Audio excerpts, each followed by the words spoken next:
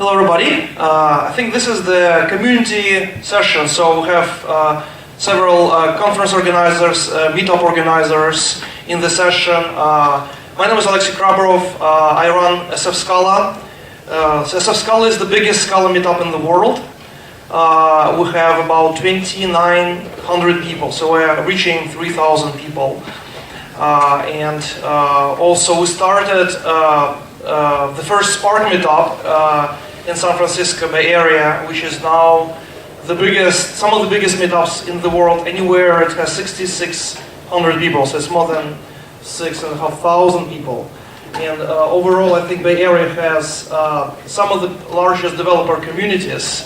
And we had the honor of having Teisuke at the unconference after Scala Days, which my company Nitro hosted last year. So I'm very grateful to Teisuke for inviting me here to ScalaMatsuri. It's exciting to see such a huge and vibrant developer community in Japan. And also it's very interesting to see the kind of problems Scala is being applied to. So I basically wanted to kind of take 10 minutes to give you an overview of applications and trends for Scala community in the Bay Area. And also, I think there are some interesting events upcoming in this year, and I'd like to invite you to submit talks and participate. So, basically, I'll overview a new conference we're creating. So I started this conference called Scala by the Bay, which is now it's in fourth year. We started in 2013, and Scala by the Bay is now, I would say, the biggest Bay Area permanent conference. We had about 500 people last year. I'll just show you the URL for last year. So Scala.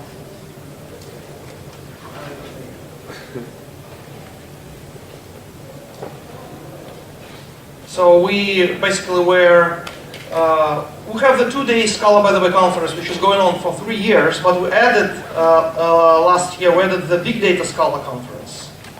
So the Big Data Scala conference is about data pipelines. It's about Spark and Kafka and Akka working together. And we started this in August of last year. And for that one, we actually had very strong presence of multiple communities. So we had Mike Olson, the founder of Cloudera, we had Jay Grabs, the creator of Kafka, we had Matei Zacharia, the creator of Spark, all presenting together. And I think Scala is uniquely positioned as this glue, right? The glue connecting data pipelines together. So I think we've seen the presentation about Kafka tuning here, and I think it's very indicative that Scala is not just programming language for just APIs or specific kinds. Scala is actually being used now for almost all the steps in data pipelines, and I think there is no other language which is positioned to be the programming language for data. So what we're trying to do with Scala by the Bay and Big Data Scala, we're trying to educate data scientists and data engineers that you can use Scala for all steps in your data pipelines, right? And in order to kind of extend this, we're doing a new conference in May this year called Data by the Bay. And so Data by the Bay is not just Scala, it's all kinds of data, but there is a significant presence of Scala-based talks in this conference. So it's a very unusual conference. We call it, so unfortunately the layout here is linear. So we have 6 conferences in 4 days. And so I call it the data grid conference. There are data verticals. So there is text by the Bay, which is natural language processing. There is democracy by the Bay, which is mining political data, electoral data. This is the election year in the US. And a lot of people are doing data mining on election data. Law by the Bay is legal documents and contracts. So a lot of documents now being processed through text mining to understand how businesses agree on contracts, how they manage leases, how they basically document what they're doing, and a lot of this work is actually being done in Scala. So AI, by the way, is artificial intelligence and Internet of Things.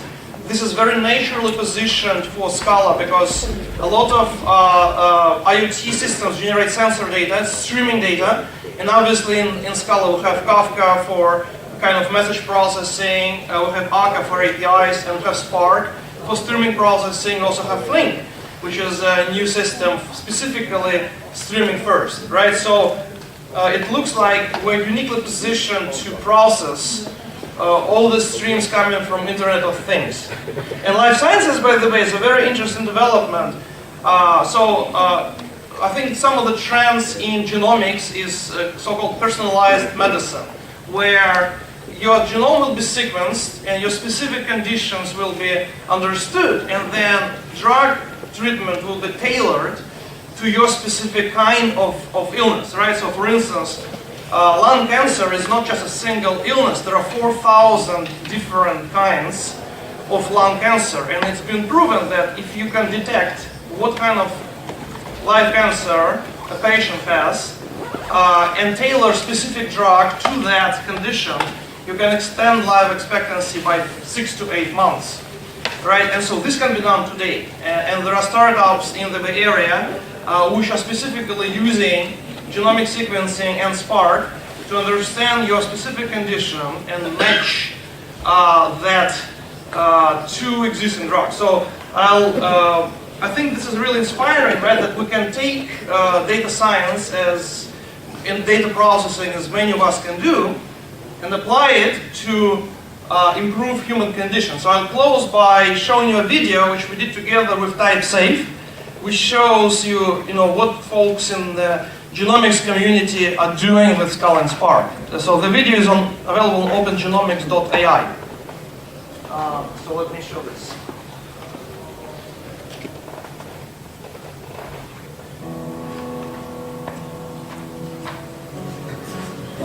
David Patterson is a professor at UC Berkeley and wrote an op-ed piece in the New York Times. It was a call to arms that said, if computer scientists can attack the problem of cancer, then we have almost a moral obligation to do that. Cancer is this terrible disease.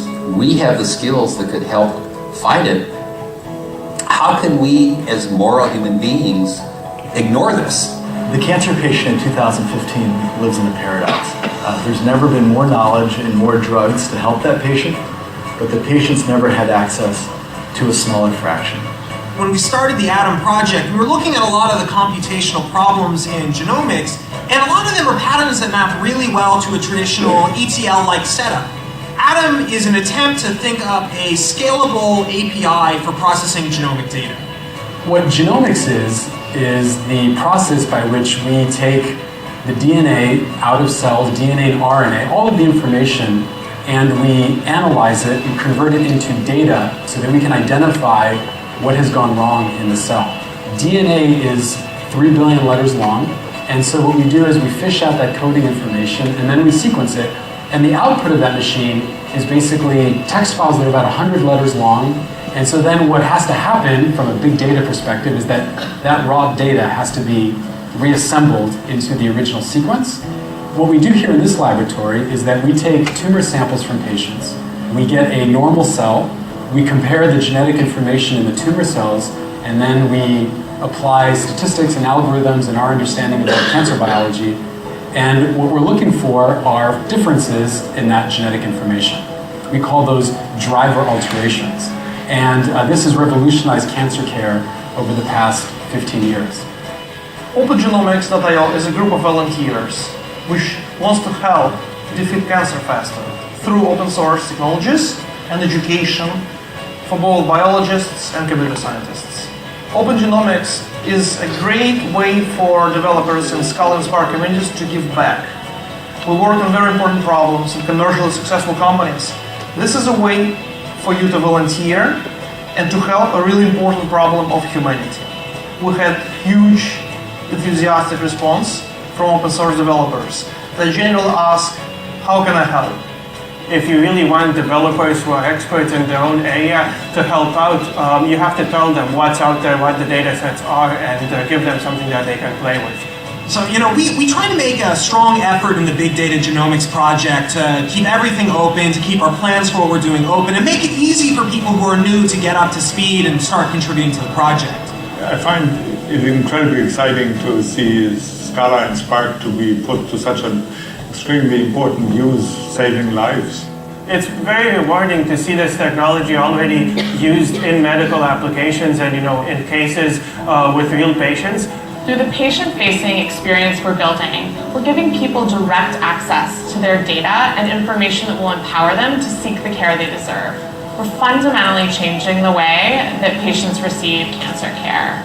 It's really exciting. I mean, you feel like you're on the forefront of science and discovery. And you're also helping people, which is awesome. Most people today think that the next big leap forward in cancer is going to be a breakthrough in the future.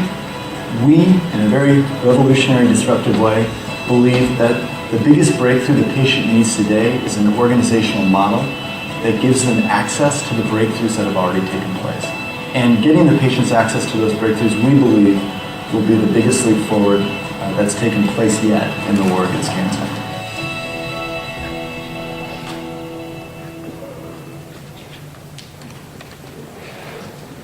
So that's basically just one of the areas where I think Scala and Spark have huge advantage, right? But it's basically, genomics is a kind of text mining, right? Genome is just a very long string. So I found that there is a lot of NLP work being done in Japan with Scala. We had 2 speakers from Japan at Scala by the Bay last year, and both actually spoke about NLP. So I think it's a very good area where we can collaborate, right? You guys have a lot of expertise in this area, and that's directly applicable to document processing, to Twitter mining, social network mining, to genomics. So I think it will be good to see this collaboration going forward. So I want to invite you to submit talks to this conference. We still have CFP. I mean, informally, it's almost closed today, but we can extend by a few days. If you have not heard about this, we still have a room in this conference, which is in May of this year. And so Scala by the Bay and Big Data Scala will be held in October. So the dates will be 25th or 28th. It's not published yet, but if you plan to come to Scala by the Bay this year, it is in October. We'll open the CFP in a month, and we welcome submissions. We hope to see more speakers. And like we were talking with Daisuke, let's kind of set up a set of ambassadors who will come back and forth. We need more physical exchange, right? That's great. Like for me, until I come to Japan, I do not see the culture here. It's exciting. So we'd like to see more speakers from Japan coming to Scala events in the US and vice versa. I think it's great. Thank you to Suki for starting. So that's all I have. If you have any questions about the Scala community, I'd be happy to answer. And also I have some stickers for Scala by the Bay last year. It's this Scala worker emblem. So I'll leave them here in a few of my cars if you want to get in touch. I'll just leave them. Thank you very much. Yeah.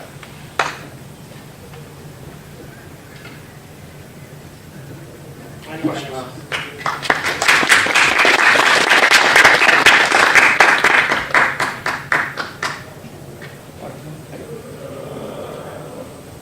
Question.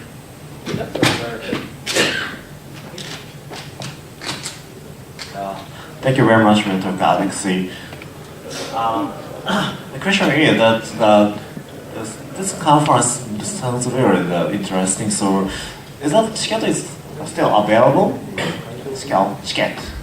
So we basically just put together a program. So the tickets are not yet actually on sale. So the tickets will go on sale in about 2 weeks. So the CFP actually the end of formal CFP is today, but they kind of will extend it by a few days. And so the program will be available mid-February. So once the program is put together, so what is going to be? I call it a data grid conference. There are verticals, which is text, life sciences, AI and IoT, and there are horizontals. So the horizontals are data platform, algorithms, and data pipelines. So for instance, Spark is a horizontal, so Spark is applicable to all of this. Spark is applicable to text, AI, NLP, life sciences.